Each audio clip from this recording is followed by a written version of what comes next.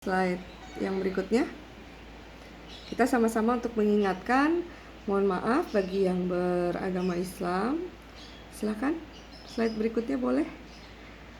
Oke, dalam Al-Quran surah Hud ayat 6, Allah mengatakan bahwa dan tidak ada satupun makhluk yang bergerak atau bernyawa di muka bumi ini melainkan semuanya telah dijamin rezekinya oleh Allah Subhanahu wa taala. Dia mengetahui tempat kediaman dan tempat penyimpanannya. Semua itu tertulis dalam kitab yang nyata di Lauh Mahfuz. Oke, terima kasih.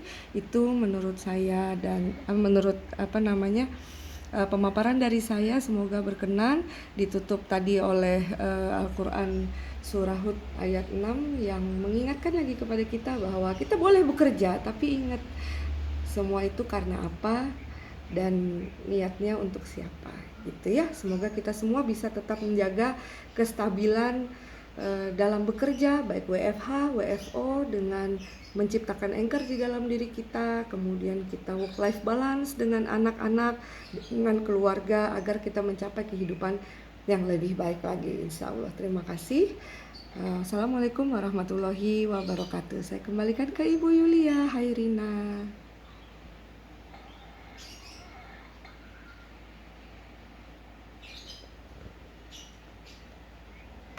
Stabilitas WFO dan juga WFH ya. Jadi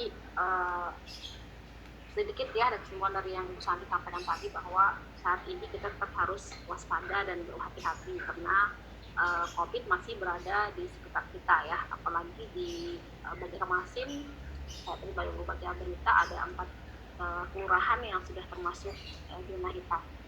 Dan kemudian tadi juga ada beberapa tips praktis dari Ibu Santi terkait dengan balancing antara jadwal pekerjaan dan juga mungkin jadwal di rumah. Perlu sekali kiranya kita membuat jadwal ya Bu Santi ya, bagaimana proses bekerja, kemudian mendampingi anak di rumah ya. Yang tadi ingat sama apa yang disampaikan oleh Ibu. Oke, sekarang kita sampai di sesi pertanyaan ya Ibu Bapak ya. Kedua pemateri telah menyampaikan materinya dan kita akan memasuki sesi pertanyaan tanya jawab.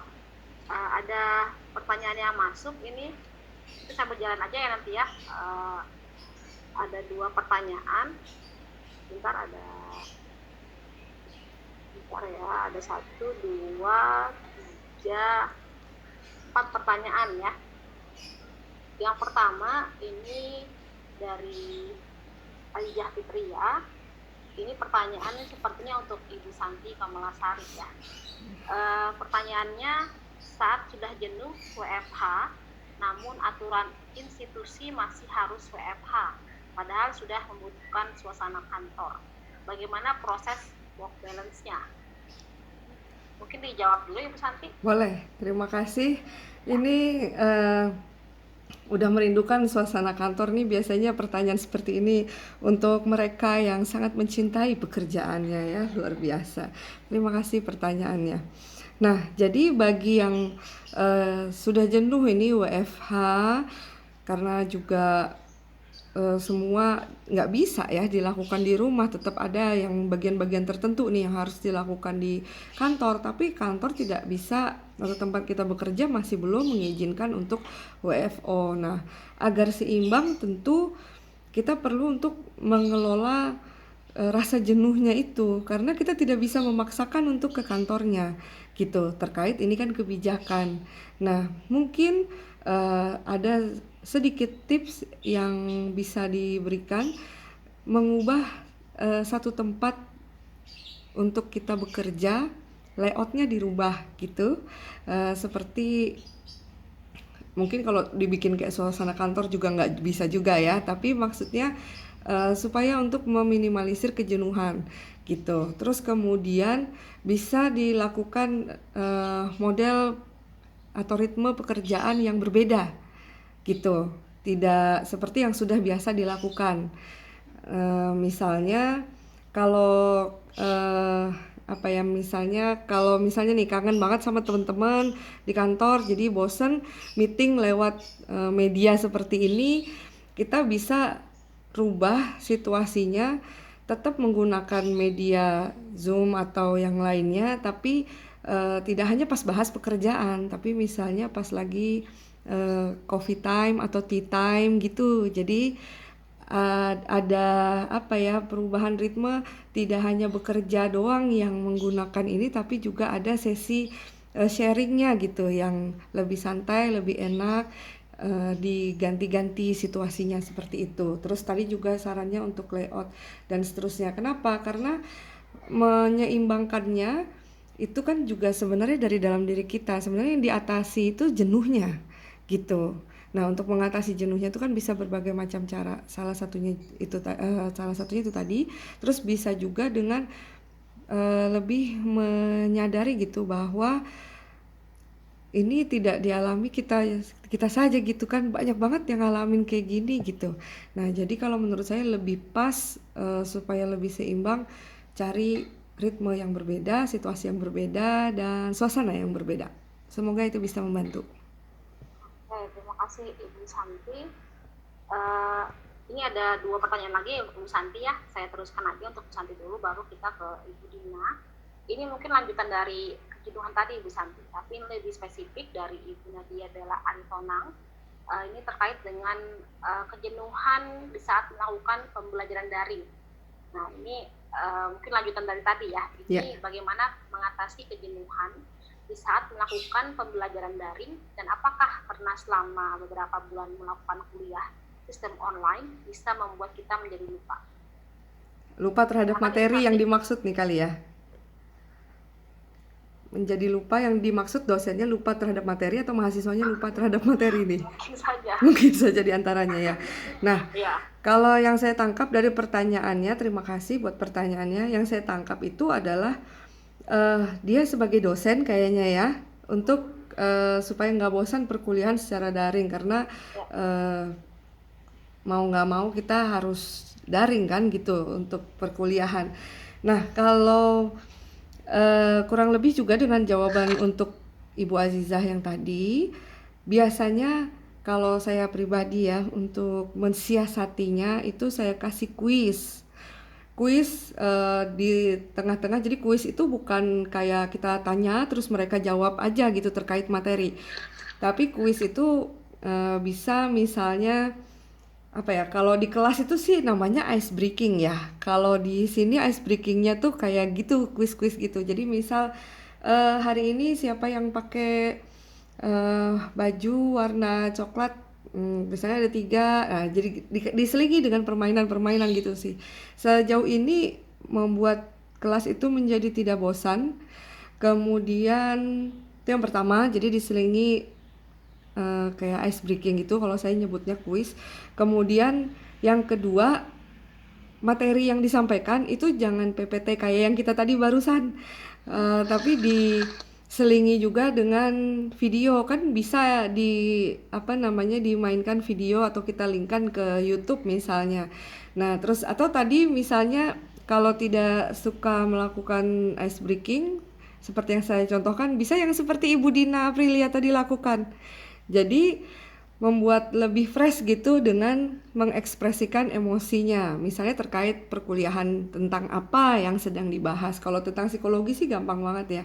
Tapi sebenarnya bisa di mix and match aja terkait dengan hal lainnya. Nah, kalau permasalahan lupa kalau yang dialami oleh dosen misalnya jadi karena biasa daring, terus mungkin aktivitasnya tidak sebanyak dan tidak sekaya pada saat WFO bagi dosen ya. Mungkin cara menyelesaikannya ya kita kembali enrichment gitu, kita pelajari banyak hal yang sudah kita pelajari lalu dan yang akan datang. Nah, kalau problemnya di mahasiswa, ini yang jadi alamat ini ya, karena kita tidak bisa mengontrol mahasiswa kita satu-satu.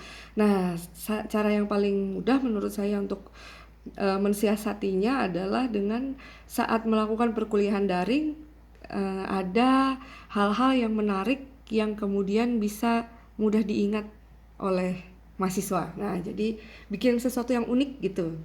Menurut saya sih itu, jadi akan memudahkan mereka. Mudah-mudahan terjawab ya. Terima kasih. Oke, terima kasih Santi. Satu lagi ya Bu Santi ya. Boleh, borong terus. Ini kalau tadi terkait dengan work from home ya, tapi kalau sekarang ketika kita sudah memasuki work from office gitu. Nah, ini kan seperti yang tadi Ibu Santi bilang, kita cemas-cemas gimana gitu ya, mau masuk kantor gitu. Ini gimana caranya mengatasi rasa cemas itu Bu Santi?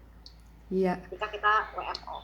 Nah, betul. Ketika kita WFO, saya rasa sebagian besar orang mengalaminya. Jadi ini kembali lagi, ini bisa disebut reaksi normal pada situasi yang sedang tidak normal gitu. Artinya dalam situasi yang tidak normal seperti sekarang ini, orang pada umumnya juga cemas. Nah, yang menarik adalah gimana cara untuk mengatasi kecemasannya terkait dengan materi tadi. Yuk kita hidupkan anchor di dalam diri kita. Ada 4 tadi caranya, mudah banget kok. Hanya proses pembiasaan aja yang perlu kita biasakan gitu. Dan yang kedua, kita menciptakan stabilitas kita di dalam bekerja maupun di kehidupan atau work life balance-nya dihidupkan. Kemudian tadi juga udah dikasih tips-tips itu semua bisa dilakukan. Nah, kalau secara garis besarnya untuk mengatasi kekhawatiran yang dimaksudkan tadi, kalau boleh sharing, yang saya lakukan adalah menyiapkan. Jadi saya siapkan dulu, misalnya saya besok nih jadwalnya masuk, maka saya siapkan masker itu kan satu masker 3-4 jam ya kalau nggak salah. Jadi saya biasanya bawa 2. Terus kemudian saya pakai face shield di UIN Antasari kita semua, kita di Usuludin maksudnya, di Fakultas Usuludin dibagi face shield. Nah jadi selain pakai masker kita juga pakai face shield gitu. Terus rapat atau pada saat kita lagi di tempat kerja pun dipakai gitu. Tapi kalau nggak ada orang boleh lah dilepas ya. Terus pasti bawa hand sanitizer di tas, kemudian di atas meja saya ada juga. Kemudian sabun kecil tadi yang selalu ada di tas, sama tisu kering, tisu basah. Nah, ketika kita siap dengan hal yang seperti itu, kita secara sadar maupun tidak sadar akan merasa lebih baik karena kita yakin bahwa kita udah ready gitu loh. Nah, terkait nanti yang seperti tadi saya sampaikan, ada rekan ada aja yang nggak pakai masker, sampai kadang itu saya punya masker yang masih berbungkus, masih berplastik dan masih ada shieldnya, itu masih ada perekatnya maksudnya, itu saya kasihin biasanya tuh, saking gimana ya maksudnya gemes gitu dia nggak bawa. Nah, dengan bahasa-bahasa kasih sayang, cinta kasih, kita bisa saling mengingatkan dengan nyaman gitu. Dan ketika kita siap, kita juga bisa lebih santun, nyaman, kita berkomunikasi untuk menegurnya. Protokol dijalankan, insya Allah kecemasan bisa turun. Dan ingat, tadi di tips terakhir saya ada menyebutkan bahwa selalu jaga tingkat religiusitas kita. Kenapa? Kalau memang Tuhan mentakdirkan kita kena COVID padahal kita sudah jaga, kita bisa meminimalisir kemungkinan takdir itu terjadi melalui doa. Itu yang pertama. Dan kalaupun kita kena pun, kita nggak menyesal karena kita sudah berupaya maksimal untuk menjaga diri kita demi kita sendiri dan orang-orang terkasih. Begitu Ibu Yulia, semoga bermanfaat. Terima kasih pertanyaannya. Oke, terima kasih untuk Ibu Santi.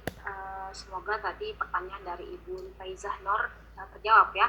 Setidaknya untuk mengurangi rasa cemas itu kita bisa mempersiapkan segala sesuatunya ya Ibu Santi ya, seperti yang Ibu Santi biasa bawa gitu kemana-mana. Yes. Oke, udah sepertinya pertanyaan dari Ibu Santi.